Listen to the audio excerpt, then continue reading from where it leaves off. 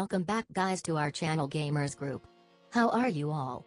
This is our 9th video in which we will see most anticipated products of 2018 and beyond. The year 2018 is more than halfway over, and we've already seen plenty of marquee new gadgets. But 2018 is just getting warmed up. Later this year and through the holiday season we expect new phones and watches from Apple, Samsung, and Google, a new online service for Nintendo Switch and a whole lot more. And that's just in 2018, we'll also cover what we know about the future of gaming, including the next Xbox and PlayStation. Our first and foremost content is about Roku streamers. Roku streamers and TVs will work with Google Assistant devices. Hey Google, launch the Roku channel. Roku's voice strategy is coming into sharper focus, and rather than go it completely alone, the streaming specialist has a new listener, Google. Roku's popular streamers and smart TVs will soon gain the ability to take commands from Google Assistant. That means a Google Home or Google Home Mini speaker, for example, can control Roku's using OK Google voice commands from across the room. Roku devices have featured Roku's own voice system on its remotes and the Roku app for years, but this is the first time Roku will work with hands-free, far-field control, talking to the TV. People with Roku streamers and a compatible assistant gadget can use voice commands to search for TV shows and movies, and to pause and launch channels, for example. Roku TV owners get even more commands, including TV on and off, volume and mute, input switching and the ability to change antenna channels. Asked whether the company's devices would gain similar support for Alexa speakers, Roku's representatives had no comment. In addition to a pair of new streamers, bringing its lineup to 7 strong, Roku announced additional extras coming to its players and TVs, including Spotify, the music service's official app, absent from Roku's platform for 9 months, will return in November, complete with Spotify Connect. Free genre voice search, building on Roku's focus on stuff you don't have to pay for. Free content will be available with voice requests like Show Me Free Comedies. Voice control for iHeartRadio, Pandora and TuneIn. Voice commands will allow you to launch live radio stations, podcasts and artist stations from these 3 free services.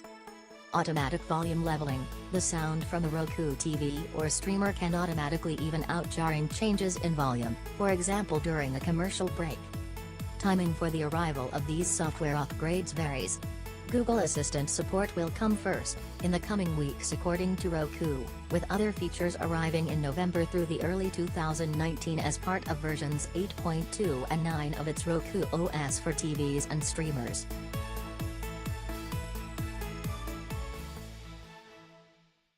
Android turns 10, Google's fierce iPhone rival had a stumbling start. Has Google's mobile operating system come a long way since Larry Page and Sergey Brin introduced the first Android phone, the T-Mobile G1. In nearly a decade and a half covering the tech industry, I've had the privilege of witnessing companies go all out when showing off their new products. One of the more awkward is the image of Google co-founders Larry Page and Sergey Brin on rollerblades gliding up to the stage to talk about the T-Mobile G1, the original Android phone. From the over-the-top Samsung Galaxy Note 4 presentation at Radio City Music Hall in New York to David Blaine performing at the launch of the dual-screen Kyocera Echo, the magician's tricks were far more memorable than the phone. Companies have pulled stunts to nab your attention. The G1, unveiled 10 years ago on Sunday, marked the start of a phenomenon that now touches the lives of millions of people around the world.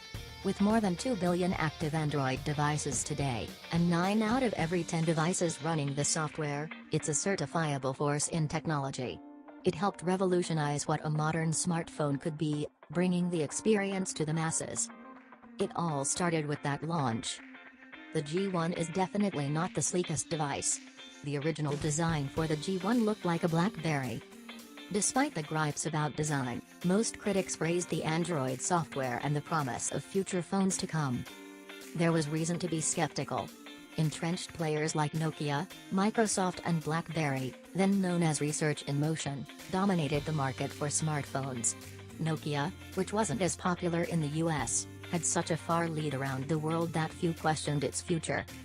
While Google was already a powerhouse in search, its mobile chops were largely untested. The G1 ultimately was a success for T-Mobile, but that didn't necessarily mean everyone was clamoring for an Android phone. A strong launch at the number 4 carrier in the US didn't exactly equate to blockbuster success. Also, not everyone wanted to tinker with their phone. It wasn't until a year later, when Google partnered with Verizon and Motorola to release the original Droid, which benefited from a $100 million marketing campaign, that Android hit the mainstream. That combined the marketing and retail might of Verizon, the know-how of Motorola, and even a little Star Wars influence. Verizon paid Lucasfilm for the right to use the Droid name. Apple HomePod Review. Great sound, but it's trapped in Apple's world.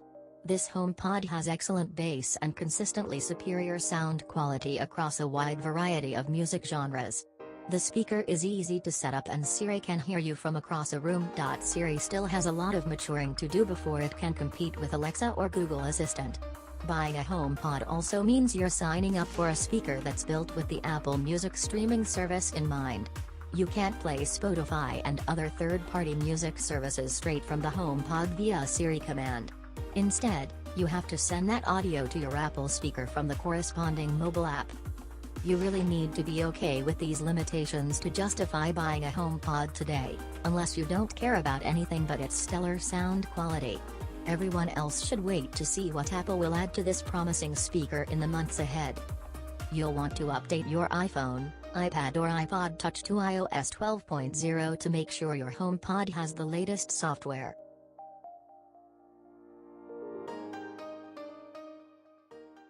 Guys, enjoyed the video? Like and comment.